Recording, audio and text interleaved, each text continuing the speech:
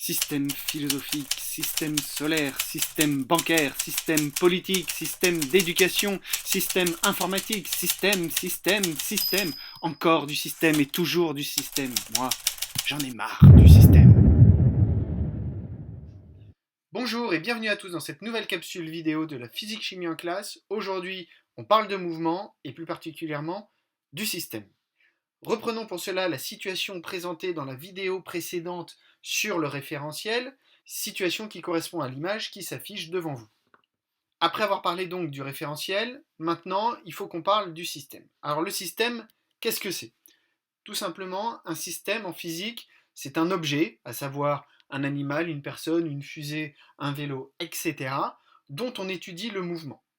Comme on l'a vu dans la vidéo précédente, un objet en physique est défini à partir de ses coordonnées. Je vous rappelle qu'un point en mathématiques, ça n'a pas d'épaisseur. Or, un objet physique a une épaisseur, puisqu'il est défini dans les 3 dimensions. Du fait de la non-épaisseur d'un point, vous comprenez tout de suite qu'il est difficile de donner toutes les coordonnées d'un objet, puisque ce nombre est infini. Cependant, pour certains objets, c'est plus facile que pour d'autres. Prenons par exemple un parallélépipède rectangle. Il suffit d'avoir les coordonnées de chaque sommet à chaque instant, et puis en traçant des segments entre les sommets, on a l'évolution de la forme au cours du temps. Si maintenant votre objet est plus compliqué, par exemple un être humain, vous voyez que les formes, les articulations, tout ça font que il est beaucoup plus difficile d'avoir la forme globale de l'objet en dessinant des segments. Du coup, pour étudier des objets, je vous rappelle qu'on dit ça système. Donc des systèmes qui ont des formes compliquées comme des êtres humains. Il va falloir simplifier la situation dans un premier abord pour étudier le mouvement global. C'est ce qu'on va faire au lycée. Ainsi, pour simplifier l'étude des mouvements, les systèmes seront modélisés tout au long du lycée par un point. Évidemment, avec tout ce qu'on a pu dire précédemment, cela entraîne qu'il y a une perte d'informations sur l'étude du système. Cette notion de perte d'information est étudiée dans l'activité 2 ici à point. Lorsque le physicien cherche à décrire le mouvement d'un système, il s'intéresse à plusieurs critères. Le premier critère, la notion de trajectoire. Alors la notion de trajectoire, c'est quelque chose que vous avez vu au collège. Petit rappel, la trajectoire d'un système est l'ensemble de ses positions occupées au cours d'un mouvement. Souvenez-vous de la définition de la position définie dans la vidéo précédente sur le référentiel. La position est l'ensemble des coordonnées spatiales et temporelles d'un point. Ainsi, la trajectoire d'un système est l'ensemble de ses coordonnées spatiales et temporelles au cours de son mouvement. Vous connaissez déjà du collège, il y a plusieurs types de trajectoires. Lorsque la trajectoire forme une droite, on parle de mouvement rectiligne. Lorsque la trajectoire forme un cercle ou une portion de cercle, on parle de mouvement circulaire. Et pour tous les autres types de courbes, on va parler de mouvement curviligne.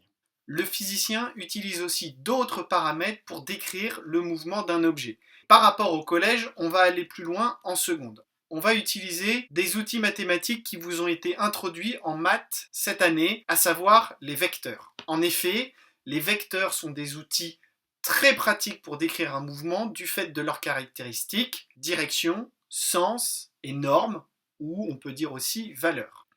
Alors, premier vecteur que le physicien utilise, le vecteur déplacement. Une petite définition tout d'abord. Lorsqu'un système se déplace d'une position M à une position M', on peut définir un vecteur déplacement noté MM' avec la flèche au-dessus. Ce vecteur a 3 caractéristiques. Première caractéristique, la direction qui correspond à la droite MM'. Deuxième caractéristique, le sens, c'est celui du mouvement, à savoir de M vers M'. Et troisième caractéristique, la norme du vecteur, où on va souvent dire en physique la valeur, qui correspond à la distance séparant les points M et M'. Illustrons cette définition par un exemple à l'aide de l'image suivante. Deux mouvements d'un même système ont été enregistrés dans un référentiel OXY, ici en bleu foncé. Ce système est allé du point M au point M' selon 2 trajectoires différentes, celle en rouge et celle en verte.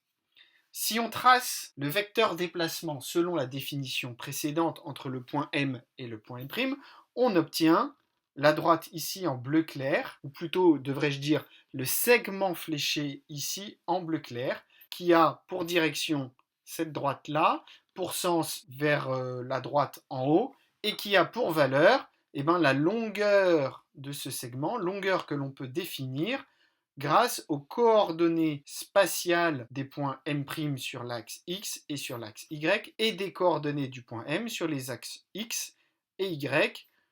La chose sur laquelle je veux attirer votre attention est la suivante. Vous remarquez que le vecteur déplacement M' de ce système est le même que la trajectoire soit celle en rouge ou que la trajectoire soit celle en bleu. En effet, le vecteur déplacement d'un objet ne dépend pas du chemin suivi. Vous pourriez me dire alors, mais quel est l'intérêt de définir un vecteur déplacement si ce vecteur ne dépend pas du chemin suivi? Il y a une perte d'information. Il y a des astuces pour cela, on en discutera plus tard dans une autre vidéo lorsqu'on parlera du vecteur vitesse. Nous n'irons pas plus loin en seconde sur la notion de système et de vecteur déplacement. Lors de la prochaine vidéo, nous parlerons de la notion de vitesse, notion qui peut être bien comprise si et seulement si vous maîtrisez bien les connaissances et les compétences liées à la notion de système.